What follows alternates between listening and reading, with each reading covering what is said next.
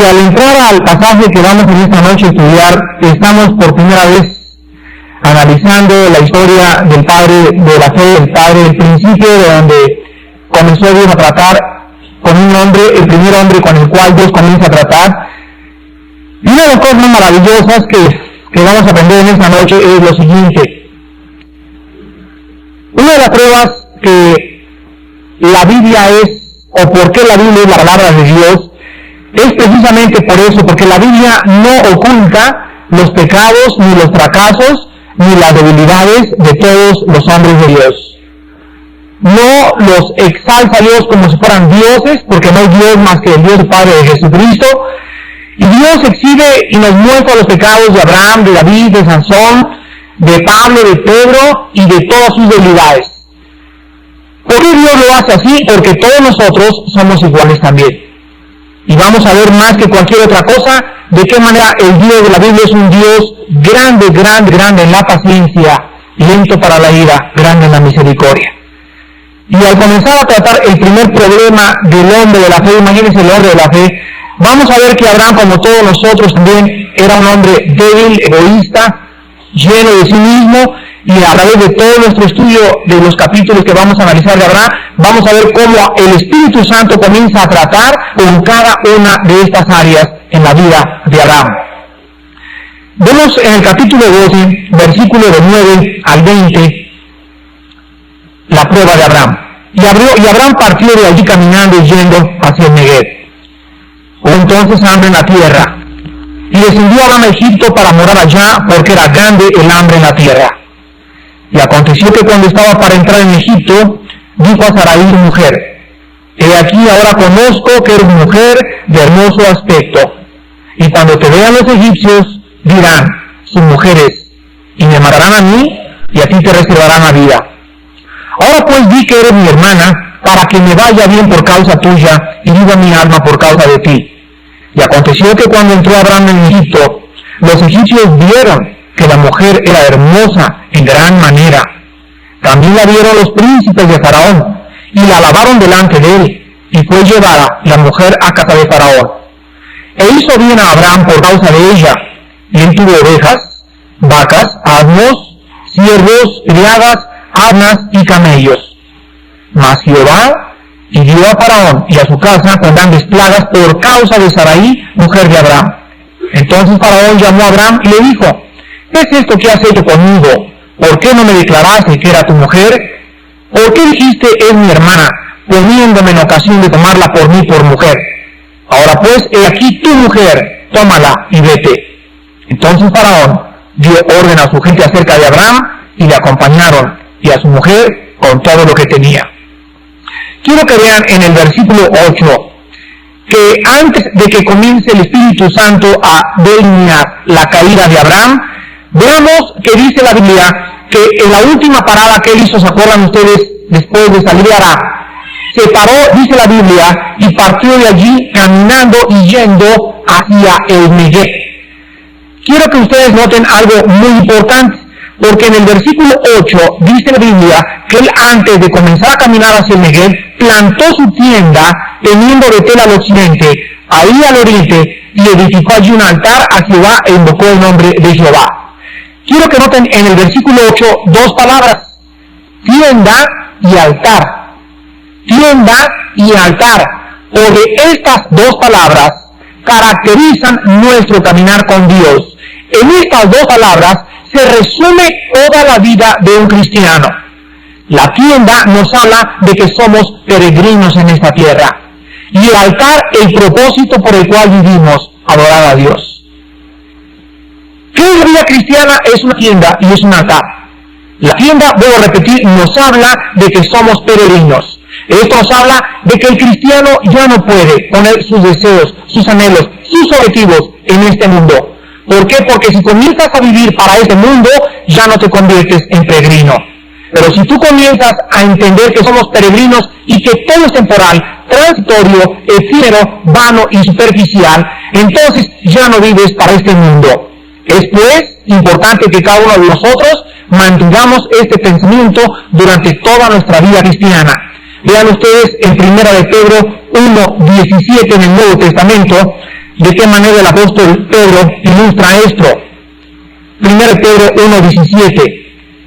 Y si invocáis por Padre a aquel que sin acepción de personas juzga, según la obra de cada uno, conducíos en temor todo el tiempo de vuestra, ¿qué cosa? Peregrinación. Si realmente, dice Pedro, ustedes creen que Dios existe, si ustedes realmente tienen temor de Dios, si ustedes creen con toda su alma que el Padre levantó a su Hijo de entre los muertos, entonces el tiempo que nos queda para caminar en este mundo, y le llama a él peregrinar, dice la Biblia, vivan y peregrinen con temor de Dios en sus almas. Las personas que comienzan a irse al mundo o creyendo que el mundo les ofrece algo, comienzan a perder su visión de que somos peregrinos y que muy pronto todos tus proyectos, todos tus sueños, todo tu dinero, todas tus propiedades y todo lo que tengas serán consumidas por el fuego. También encontramos nosotros en 1 de Juan capítulo 2, denle vuelta a la derecha y encuentran ustedes después de Pedro las primeras cartas de Juan. En el capítulo 2 de 1 de Juan, versículos del 15 al 17, se nos exhorta y se nos dice, no améis al mundo, ahí está, ni las cosas que están en el mundo. Si alguno ama al mundo, el amor del Padre no está en él. ¿Por qué? Ven ustedes que la Biblia es bien clara y cuando tú entras a esta primera carta de Juan es oro molido. Aquí en Juan no hay términos medios, no hay términos neutrales, aquí es blanco o negro, cielo o infierno, eres o no eres. Si alguno en esta noche ama al mundo, ¿qué significa esta expresión? Significa amar el sistema de pensamientos, filosofía y todas las cosas que el mundo nos ofrece. A la luz de Génesis, el que ama al mundo no se ha considerado peregrino. Si alguno de ustedes no se siente peregrino todavía, no es cristiano. En otras palabras, es lo que está diciendo. ¿Por qué? Dice el versículo 16, porque todo lo que hay en el mundo, los deseos de la carne, los deseos de los ojos y la vanagloria de la vida, no proviene del Padre, sino del mundo. ¿Y el mundo qué dice? Ahí está. Los que no son cristianos creen que el mundo va a vivir para siempre. Y viven para hacer una casa, viven para hacer una propiedad, viven para explotar, para matar, para robar, para divertirse en este mundo, porque ellos no saben que el mundo va a pasar. Y si lo saben, no quieren tampoco tener conciencia de eso. Quieren, como dicen vulgarmente, arrastrar la cobija lo más que puedan. Pero para nosotros los cristianos, el Espíritu Santo nos dice, el mundo va a pasar. Y dice, y sus deseos también. Pero el que hace la voluntad de Dios permanece para siempre. Entonces, en contraste con la temporalidad del mundo, en contraste con la efemeridad del mundo, en contraste con lo superficial del mundo, se nos dice, ustedes hagan la voluntad de Dios. ¿Y cuál es la voluntad de Dios? Nuestra santificación. Regresamos al Génesis. Y esto nos muestra que Abraham, en el momento que pone su tienda y su altar, estaba recordando su peregrinar. Y el versículo 9 dice que parte de allí caminando y yendo hacia el Negev. Una vez que nosotros comenzamos a comprender que Abraham era un hombre igual que nosotros, hay una frase, es una oración maravillosa que yo quiero que ustedes apunten. La vida cristiana es una de las mejores definiciones que yo he oído de la vida cristiana. Y esta definición la escribió el doctor John Balbour, que fue director del Seminario Teológico en Dallas, Texas. Y él dijo lo siguiente, la vida cristiana es Dios trabajando en la plataforma de las debilidades humanas.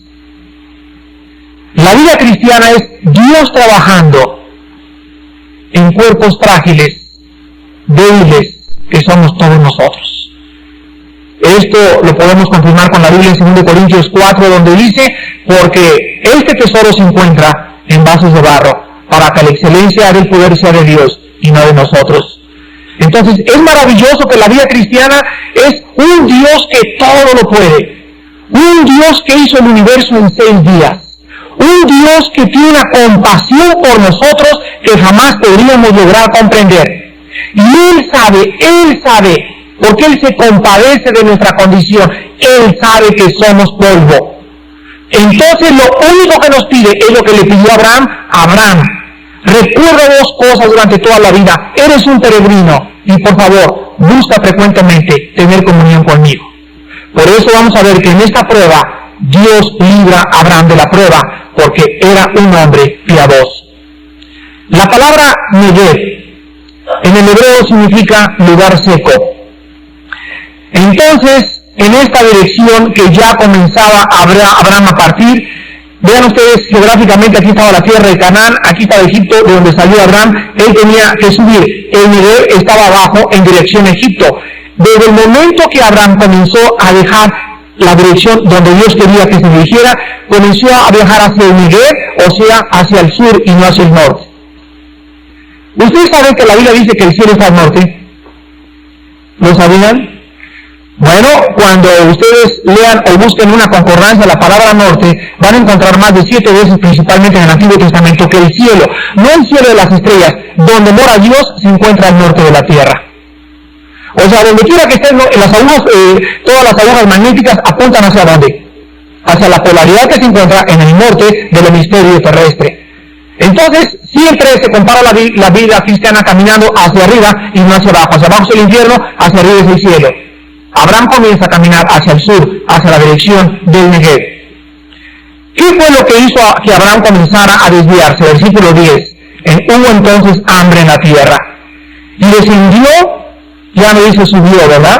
Ya dice, descendió Abraham a Egipto. Y es la primera vez que se nombra la palabra Egipto, para morar allá, porque era grande el hambre en la tierra. Aquí nosotros encontramos la primera lección de esta noche. ¿No había Dios hablado con Abraham? ¿No le había hecho una promesa? ¿Qué hizo que Abraham se desviara de su rumbo? ¿Qué nos hace a nosotros a veces desviarnos y buscar el mundo en lugar de Dios?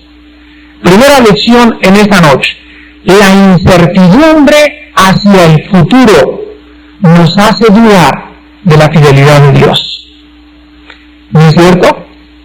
La incertidumbre hacia el futuro nos hace dudar si realmente Dios existe.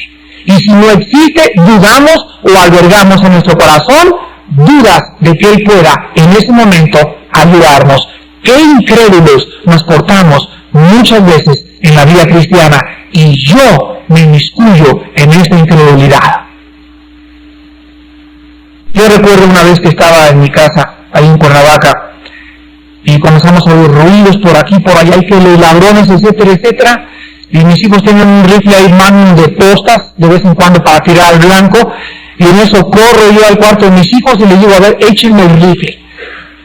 Y me lo subo a mi cuarto y me meto a la cocina, andaba buscando un machete a ver qué encontraba, y me meto y quería meter el machete debajo del colchón y poner el rifle ahí, dormir junto con mi rifle.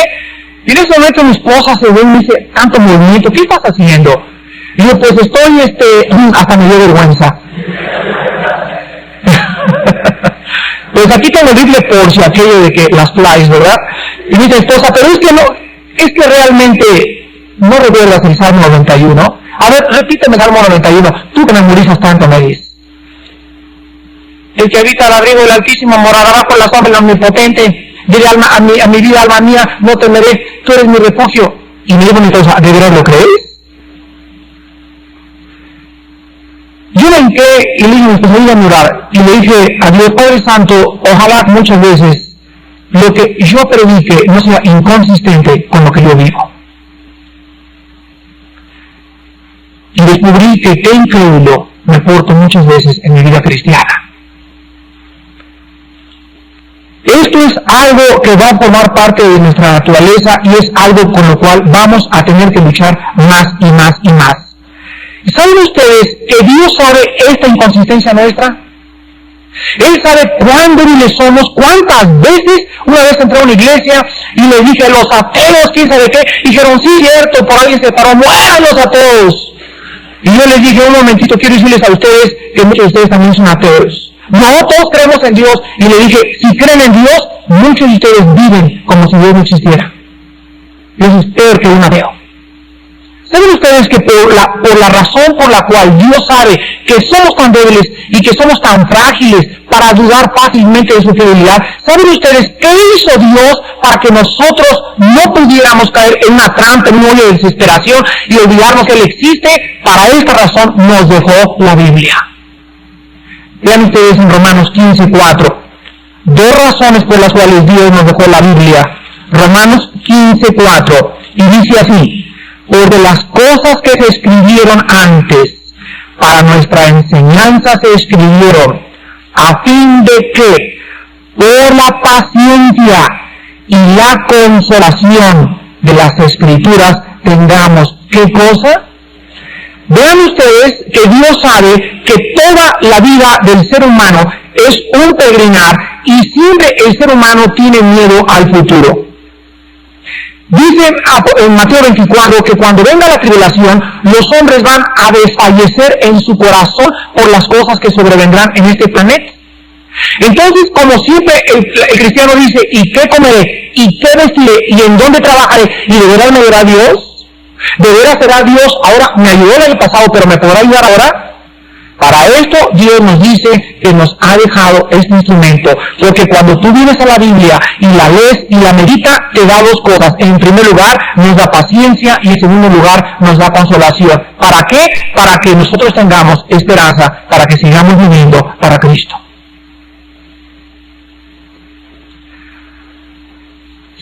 Una de las cosas que nosotros regresamos a Génesis tenemos que aprender juntamente con Abraham es reconocer nuestra fragilidad, pero también tenemos que aprender la segunda lección en esta noche.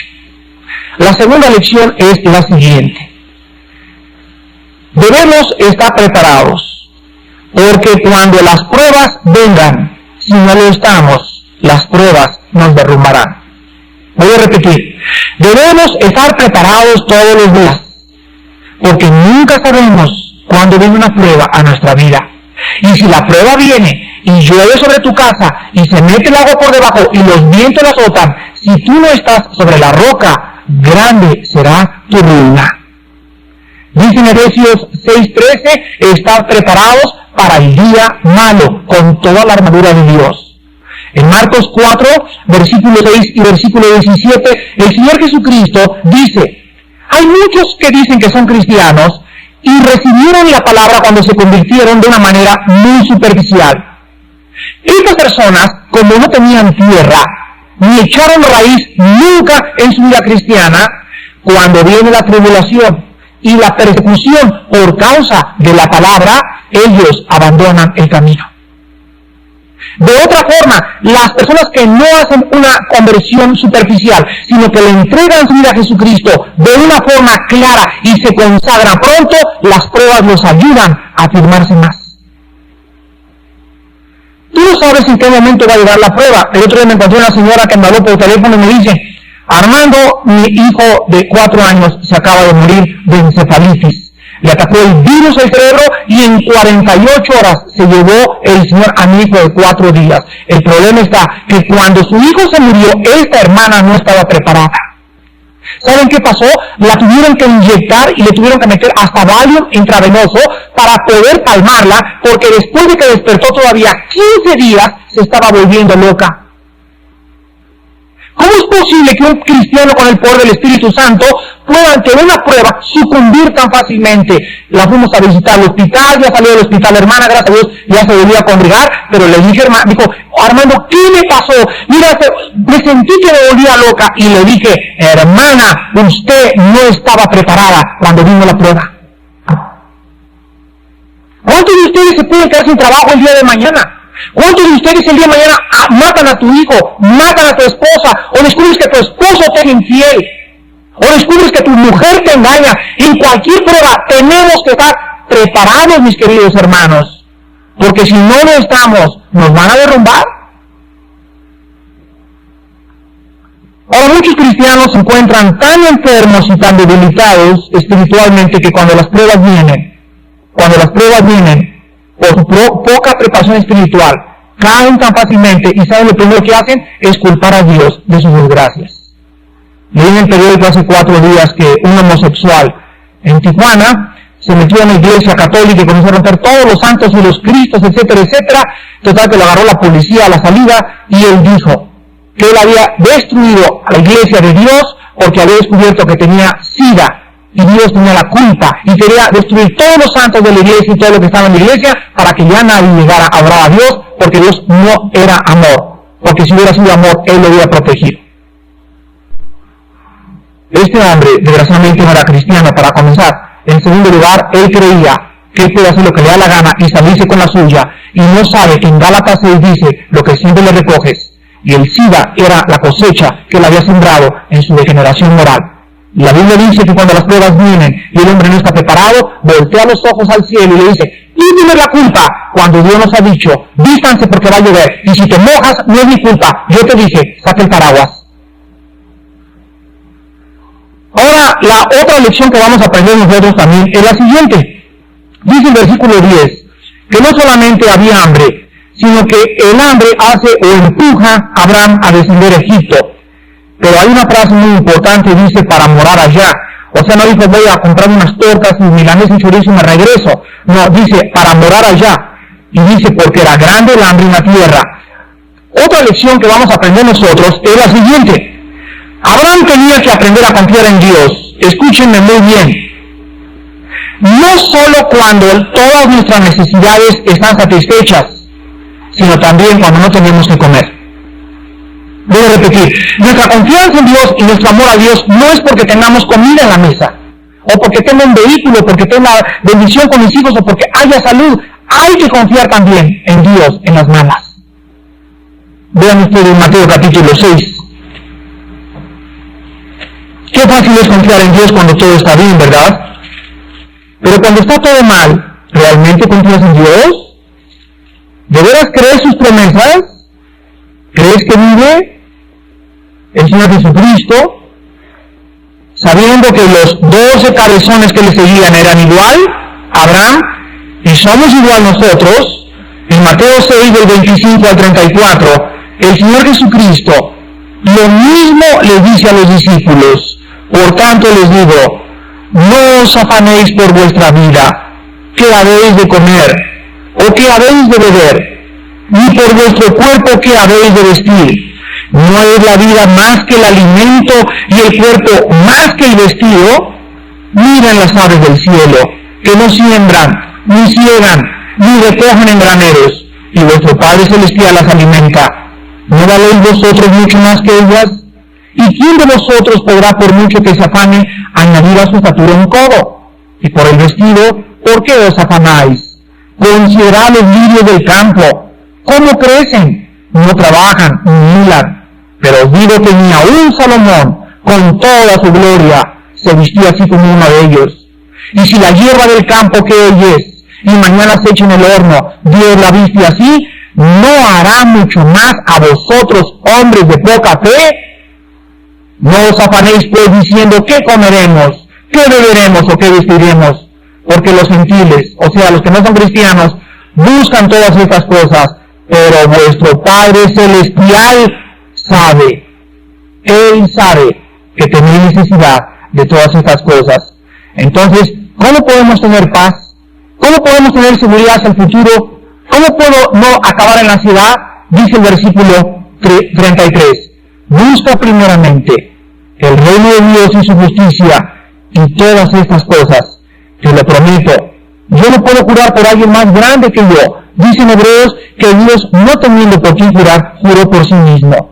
La promesa de Dios es, todas estas cosas, te lo prometo, te estarán añadidas. Qué triste es, vean ahora en Filipenses capítulo 4, que el apóstol Pablo también comenzó a aprender esta lección. Esta lección es importante porque ahorita hay una corriente en el mundo cristiano de que los cristianos no deben ser pobres. No, los cristianos siempre tienen que ser ricos y nunca hay pobreza para los cristianos. Y la Biblia no enseña eso. La Biblia enseña que nosotros venimos a Cristo no porque no nos vaya a ir mal en la vida. Todo lo contrario. Muchos de nosotros vamos a sufrir más que los que no son cristianos por causa de Él. Y le servimos no porque tengamos que comer, sino porque también debemos aprender. Vean lo que dice Pablo. Debemos aprender a amarle, aun cuando no tengamos. Filipenses 4, del 11 al 13. Dice Pablo, no lo digo porque tenga escasez, pues he aprendido a contentarme cualquiera que sea mi situación. A ver, vamos a ver este versículo, mis queridos hermanos, ¿a qué Dios nos quiere enseñar? Escuchen, a contentarnos. Dice el apóstol a Timoteo en su segunda carta, gran ganancia es la piedad, acompañada de contentamiento. Gran ganancia es poder vivir cerca de Dios, la palabra piedad es la palabra griega euselia, siempre contento con lo que tienes. Y más adelante Pablo le dice, porque teniendo sustento y abrigo, teniendo una casa donde llegar a dormir en la noche, teniendo unos frijolitos para comer en la noche, dice la Biblia, gózate y alégrate. Está contento con eso, porque los que quieren enriquecerse, los que quieren tener más lujos y más casas y más esto, dice la Biblia, van a caer tarde o temprano en tentación y lazo, y en muchas codicias necias y engañosas que unen a los hombres en destrucción y en perdición. Pablo dice, he aprendido a contentarme, cualquiera que sea mi situación. Vean el versículo 2, y aquí están las dos situaciones en las que nos tenemos que contentar. Número 1, sé vivir humildemente. ¿Lo sabes tú? Tú eres de las personas que, bueno, es que yo estoy acostumbrado siempre, mis hijos les mandé a Oxford, y siempre traía yo mi Córdoba y mi Cuba, y de repente ya no tienes dinero, y quieres seguir con tus amistades aparentando que tienes ese dinero. Qué triste, ¿verdad? Esto se llama bluff, se llama pseudo-snobismo. ¿Por qué quieres aquí queremos aparentar de que tenemos o no tenemos? Que la familia, ok, si ya no se quiere votar contigo, es que yo iba al club y ahora no tengo ni para el club, pues salga del club y vete a Xochimilco a correr.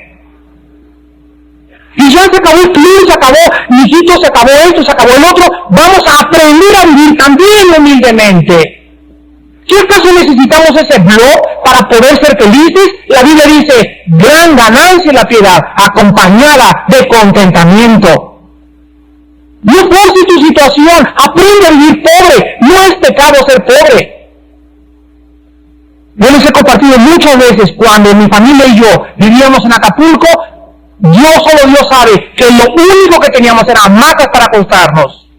Amanecíamos y ni siquiera había comida en la alacena, pero venía de una forma milagrosa la provisión de Dios. Mi esposa tenía que bajar al río a las piedras a lavar la ropa. Éramos pobres, pobres, pobres.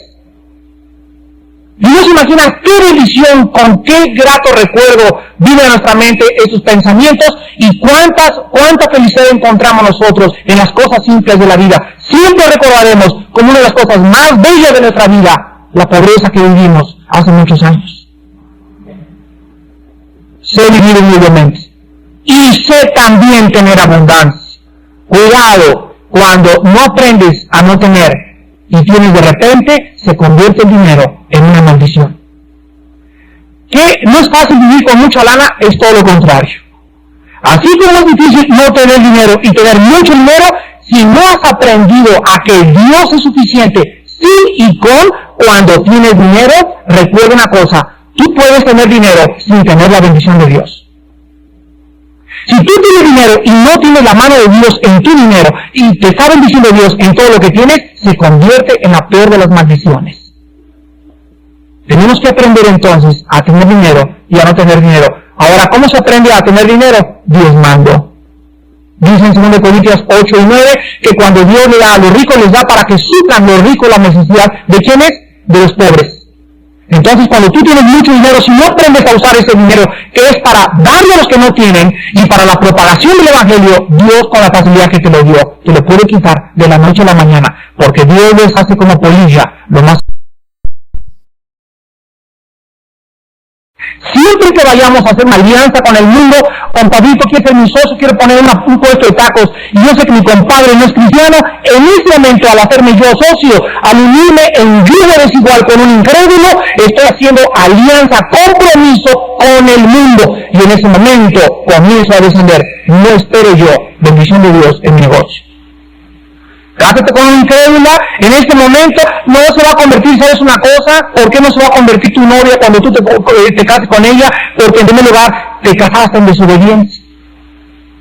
Me dijiste, Dios, yo no le puedo tus mandamientos, engaño mi corazón perverso y engañoso, me caso con Panchita y me la traigo, y una vez casado, yo voy a hacer que se convierta Panchita. Es todo lo contrario. La Biblia dice que los incrédulos arrastran a los desobedientes a adorar a los falsos dioses de ellos.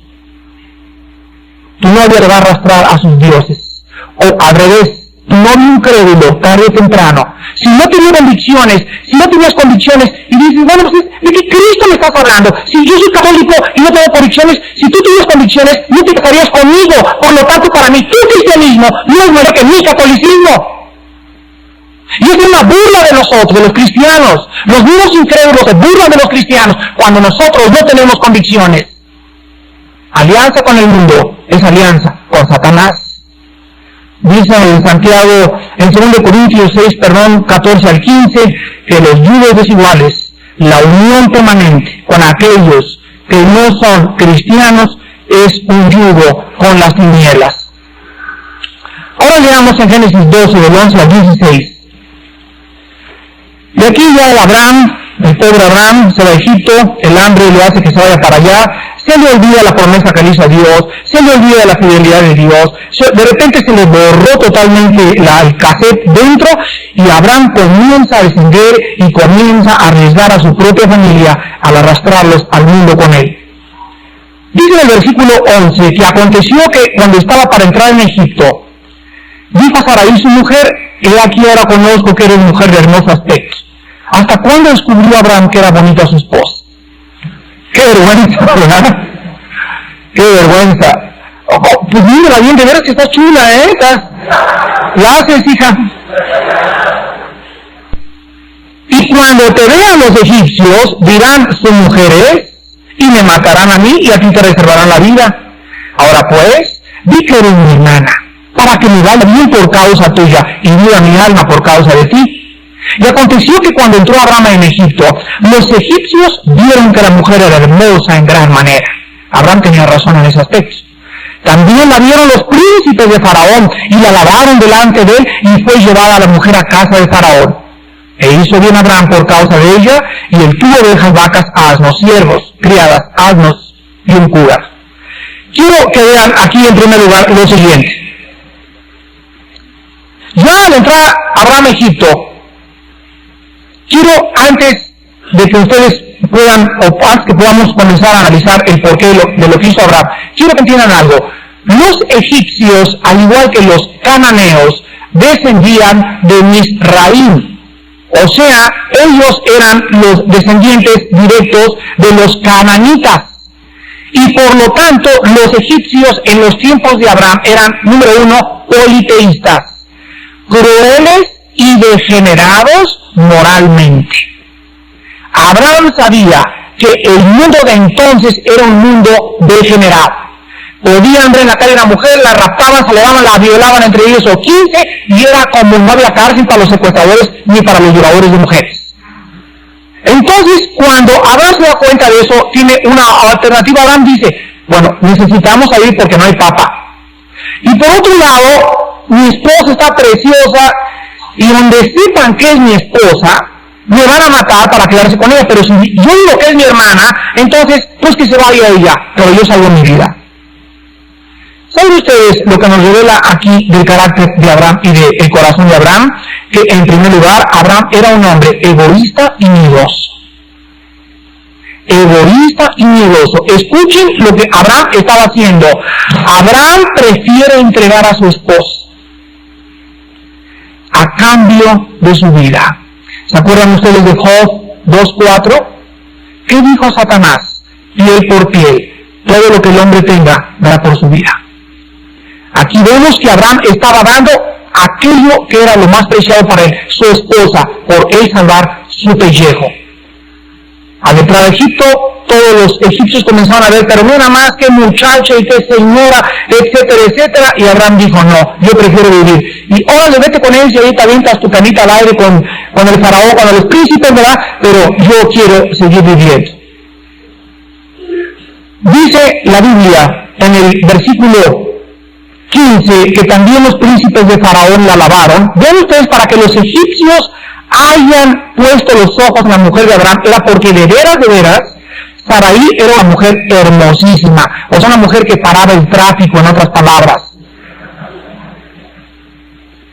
Pero vemos el versículo 16, que dice la Biblia, e hizo bien Abraham por causa de ella, y él tuvo ovejas, vacas, asnos, siervos, criadas, aves y camellos. Pero dice el versículo 17, Jehová hirió a Faraón y a su casa con grandes plagas por causa de Sarai, mujer de Abraham. Dios permanece fiel con Abraham. Imagínense a Dios viendo a Abraham, ¿hasta dónde se ha metido este muchacho? Mira más hablando Abraham ya en sus pensamientos quiere vender a su esposa, él quiere salvar su vida, se la van a llevar allá, la van a violar el faraón, etcétera, etcétera, pero él es mi hijo. ¿Saben ustedes una cosa? ¿Saben por qué lo salvó Dios? O sea, podríamos decir, bueno, Abraham, te metiste en esa, ahora a ver cómo te sales de ahí. Pero acordémonos una cosa, dice en 2 de Pedro 2:9, ¿por qué Dios salvó a Abraham? Porque sabe Dios librar a los piadosos. Si Abraham no hubiera anteriormente en esta prueba edificado altar, acuérdense que 2 veces hasta este momento lleva Abraham edificado el altar. El altar nos habla de qué cosa, de comunión con Dios. O sea, Abraham tenía sus deslices y por acá y sus caídas, pero era un hombre que a pesar de sus debilidades, a pesar de su egoísmo, a pesar de ser tan egoísta, entregar a su propia mujer, era un hombre que amaba y servía a Dios. Cualquiera de nosotros que quiera ser salvado por Dios en las tentaciones o en las pruebas y no sea salvado por Dios, y me digas como dijo la muchacha, si Dios sabía que yo me iba a casar con este incrédulo, ¿por qué dejó que me casara? Dios pudo haber impedido mi matrimonio. Y dice, ¿sabes por qué no? Porque desde el principio tú sabías que no debes unirte con un incrédulo y te casaste en desobediencia y Dios dejó que te fueras porque rompiste tu comunión cuando le dijiste, no quiero tus mandamientos, quiero hacer lo que me da la gana. ¿Quieres realmente encontrar la puerta para la salida? 1 Corintios 10:13. No os ha sobrevenido tentación que no sea humana, mas fiel es Dios. Ahí está la fidelidad de Dios, el cual juntamente con la tentación os pondrá la salida para que podáis escapar. Pero entonces, siempre que venga la tentación, recordemos, siempre hay una puerta. Y si tú caes en la tentación es porque tú quisiste caer, pero la salida existía. No quisiste abrir la puerta y caíste en la trampa. Ahora es increíble que en el versículo 18 el faraón mismo llame a Abraham después de las plagas y el faraón, escúchenme, el incrédulo reprenda al creyente. ¿No les ha pasado? Esta es la peor de las vergüenzas para un cristiano. El faraón a ese hombre con el cual Dios iba a comenzar la nación israelita lo reprende y lo exhorta. Y le dice en el versículo 18, ¿qué es esto que me has hecho conmigo? ¿Por qué no me declaraste que era tu mujer? ¿Por qué dijiste, mi hermana, poniéndome en ocasión de tomarla por mí por mujer? Ahora pues, he aquí tu mujer, tómala y vete. ¿Se imaginan en ese momento sobre todo a que le dijera, peace and love?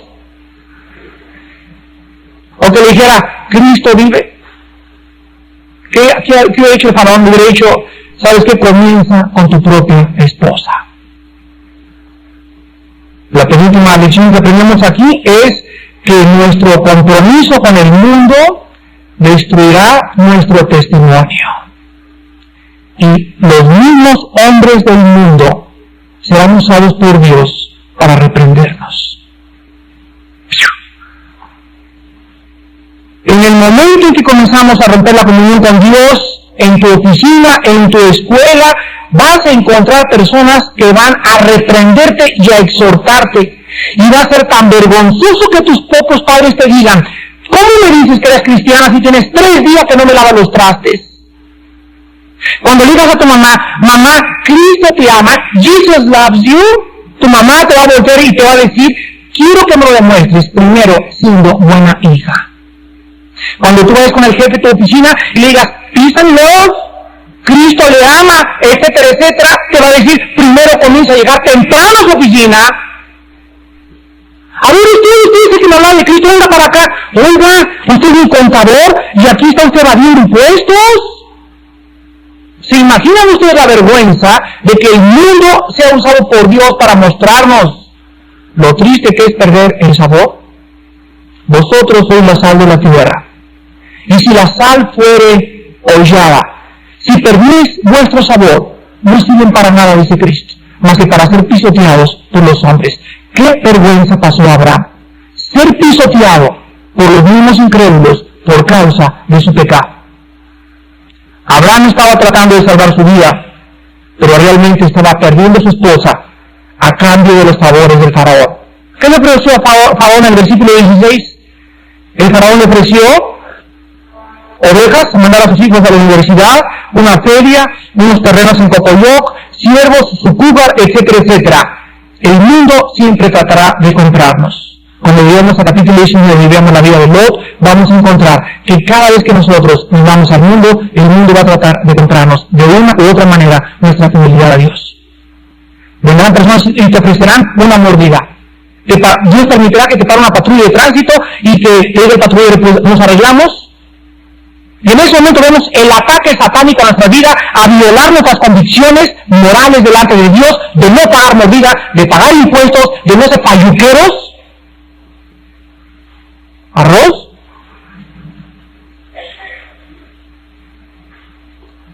Quiero acabar con 4 lecciones,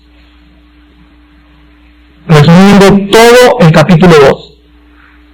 Y las principales 4 lecciones que aprendemos en este capítulo son las siguientes. Número 1, la primera lección: el llamado a salir para Abraham es el mismo para nosotros los cristianos. Quiero poner énfasis en lo siguiente: no es un llamado a salir físicamente del mundo. Dios no quiere que nos vayamos a un convento, que nos dejemos las barbas largas. Esto se llama ascetismo o ascetas. Dios no quiere que te vayas a un convento, que no te metas con el mundo. No es un llamado a salir físicamente, es un llamado a salir espiritual. Y el llamado involucra 4 cosas. Número 1, es un llamado a salir del sistema del pensamiento y filosofías humanas. Colosenses 2:8. Mirad que nadie os engañe por medio de filosofías y huecas sutilezas conforme a los rudimentos del mundo y no según Cristo. O sea, el patrón del pensamiento del mundo es uno y tiene su origen en el mundo. El pensamiento de Dios tiene uno y tiene su origen en la palabra de Dios. El mundo va a tratar de moldearnos y decirnos vienen del chango, el mundo es un materialismo, después de la muerte no hay infierno, etcétera, etcétera. Este es el pensamiento que proviene del mundo. Y hemos sido llamados a salir de él y a comenzar a ilustrar nuestra mente, a inyectar en nuestros pensamientos los pensamientos de Dios. Número 2, es un llamado para confiar totalmente en Dios. Totalmente en Dios, no en tu dinero. No en si tienes de comer o no tienes de comer. Yo voy a permitir que algún día tú no tengas dinero. Nada. Algún día va a permitir que te roben tu casa. Algún día va a permitir algo para que aprendas a confiar en él. Y no en tu contador de gobernador, ni en tu casa, ni en tus bienes materiales. Hemos sido llamados a poner totalmente nuestra confianza en Dios. En tercer lugar, es un llamado para seguir a Dios a través del consejo de su palabra, paso por paso. No hay nadie que ahorita le diga a Dios, vas a ser doctor o vas a ser predicador. La manera como Dios guía a sus hijos es día tras día, tras día, tras día. ¿Con quién me casaré? Dios no te lo va a decir. ¿Será esta? No lo sabes. ¿Será aquella? Tampoco lo sabrás hasta el día que venga y tengas la paz de la voluntad del Espíritu de Dios. Dios guía a sus hijos paso por paso para hacernos más y más dependientes de Él. Es un llamado en último lugar para vivir como peregrinos y extranjeros en este mundo. Cuando Dios vea que tú tienes tus garras así, acuérdense ustedes del gavilán o del águila que venía volando en la catarata y venía un témpano de hielo. Y en eso estaba un pedazo de carne del témpano de hielo, y viene la águila y ¡paz! Se para, le clava las garras al pedazo de carne y al mismo tiempo le clava las garras al témpano de hielo. Y ella no sabía que el témpano de hielo iba dirigiéndose a la catarata. Y cuando llegó a la catarata, ella quiso tratar de volar, pero tenía tan clavadas sus garras en el témpano de hielo que el témpano de hielo la arrastró al águila y la mató al fondo de las cataratas. Nosotros podemos vivir en la vida, y este puede ser un coche, y llegar a clavar tus garras tanto en querer un coche, o en una casa, o en una propiedad, o en querer ser gobernador, o presidente de tu compañía, y agarrarte tanto de algo en este mundo, que lo que va a hacer Dios es esto: quite la garra de ahí, y quítala de aquí, hasta que aprendas a que todo lo que nos pasa en el mundo y lo que nos da Dios tiene que ser con las manos así, siempre pensando que en el día que quiera Él nos los quita. Mis hijos algún día, si yo me agarro a tal cosa, o un hijo en ese momento pierden a Dios. Pero todo lo que reciben en la vida, hijos, casa, coche, puestos públicos, todo recíbelo así. A nada le claves las garras en este mundo, porque todo algún día Dios nos los va a pedir y nos los va a quitar. Aprendamos a vivir como peregrinos. La segunda lección para nuestra vida es la prueba que le dio Abraham nos va a venir a nosotros. Dios va a enviar a nuestra vida, recuerden muy bien estas palabras, tarde o temprano, necesidades materiales. Tarde o temprano Dios va a permitir que no tengas trabajo, que no tengas muchas veces ni para comer, para que aprendamos a descubrir en ese momento que la necesidad del hombre es la oportunidad de Dios. Escuchen esta frase, la necesidad del hombre es la oportunidad de Dios. Cuando todo está cerrado, ¿qué momento más precioso para descubrir que Él es Dios? En tercer lugar, jamás debemos hacer compromiso o alianza con los incrédulos en este mundo. No te cases con una incrédula, no hagas un negocio permanente con un incrédulo, una incrédula. No dice que no tengamos amigos incrédulos, pero sí nos dice que no tengamos amigos íntimos incrédulos. Vida desigual significa unión permanente, ni en casamiento, ni en negocios, ni en amistades, porque tarde o temprano, tus amigos incrédulos, tus socios incrédulos, tu novio incrédulo, tu novia incrédula, te arrastrará a servir dioses ajenos. En último lugar, y lo más maravilloso es lo siguiente. Al aprender los fracasos de este hombre, aprendemos también que las debilidades y los pecados de Abraham son los nuestros. Nadie puede decir en esta noche, no, Abraham no, yo le hago más que Abraham, el que esté libre de pecado, arroje la primera piedra. Todos nosotros en alguna vida, en una forma de nuestra vida, hemos sido infieles a Dios, ¿no es cierto? Todos en nuestra vida hemos, en alguna u otra fecha, ido al mundo por ayuda. Todos en una u otra forma hemos sentido miedo hacia el ladrón de nuestra casa. Todos en una u otra forma, al subirnos un avión, hemos sentido algo de miedo. Todos hemos, de alguna u otra forma, y hemos fallado a Dios. ¿Y saben una cosa? Que Dios lo sabe. Y así como fue misericordioso y bondadoso con Abraham, Dios quiere que usemos la vida de Abraham como un ejemplo. Que a pesar de nuestro egoísmo, a pesar de nuestros fracasos y pecados, Él va a ser fiel a su pacto. Y es un pacto más grande que el que hizo con Abraham, porque fue sellado con la sangre de su Hijo Jesucristo. Acabemos leyendo el Salmo 103, que nos habla de esta fidelidad sobrenatural de Dios. El Salmo 103, versículo del 8 al 10, del 8 al 10 dice: misericordioso y clemente es Jehová, lento para la ira, grande misericordia. Escuchen, no contenderá para siempre, ni para siempre guardará el enojo. No ha hecho con nosotros conforme a nuestras iniquidades, ni nos ha pagado conforme a nuestros pecados. Todos somos testigos en esta noche de que esto es verdad. ¿Cuántos de ustedes en esta noche dejan a punto colman en la paciencia de Dios y Dios no te ha hecho nada? Mira al revés cómo te ha bendecido, te ha prolongado la vida, te ha prolongado tu trabajo, te ha bendecido con tus hijos en tu casa, y es porque su misericordia es muy alta. Y dice el versículo 11, porque como la altura de los cielos sobre la tierra, engrandeció su misericordia sobre los que le temen. Sobre ellos será más y más y más fiel. Cuanto está lejos el oriente del occidente, hizo alejar de nosotros nuestras rebeliones. Como el Padre se compadece de los hijos, se compadece Jehová de los que le temen, porque conoce nuestra condición, se acuerda de que somos polvo. Hace unos años, cuando mis hijos eran bebés, yo llegaba del trabajo, yo sabía que se habían portado mal, y al entrar a sus casas, a sus cunas y a sus cuartos, veía a mis hijos en sus cunas, con unas caras tan inocentes, de 6 meses, 1 año de nacidos, 2 años de nacido, y no había más que en mi corazón compasión por ellos. Yo sabía que al otro día tenía que darles una buena coherencia, pero en ese momento al llegar y verlos dormidos, mi corazón se compadecía al ver su condición. Son niños, eran niños. Pues el Espíritu Santo usa esta ilustración. Y yo sabía que son mis hijos y en esa noche me acercaba, les daba su beso a las 2 de la noche que yo llegaba del trabajo, etcétera, etcétera. Se levantaba el otro día, pero yo tenía que disciplinarlos.